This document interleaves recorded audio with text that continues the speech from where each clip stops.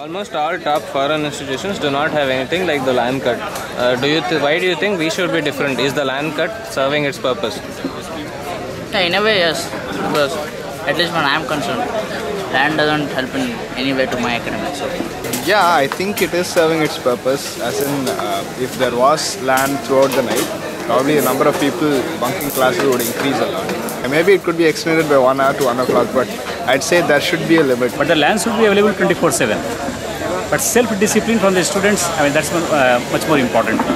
And the seniors have to inculcate this habit to the juniors, tell them clearly, look, what is good and what is not good, and what they should focus in the beginning, what they should not focus. If the seniors they take slight control, I think it will go a long way. I don't think LAN having 24/7 is an issue there. I think they should give it 24/7.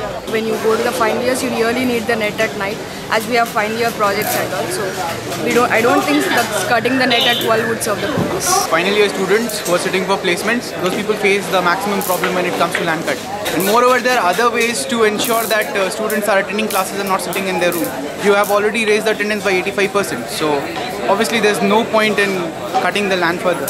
No, I don't think it's beneficial if they're cutting the LAN by 12 o'clock. Because in most of the colleges, they have, most of the foreign universities, they have 24 hours net. And I think it helps them in many ways. Towards the end, it all depends on the student, how he uses the net or internet connection. I wouldn't take any of the extremes. In fact, the LAN cut being there, I don't think is a strong negative. In a way, it is an advantage, especially for the initial years. I think that will help you, stream down, concentrate on the few things that the institute expects you to. So that should be fine. I think there should be a LAN cut because internet gaming on the LAN has been so addictive that people actually have a hub for gaming on LAN. So at least during NCEMs it serves the purpose of not having LAN cut so that people can focus more on their academics.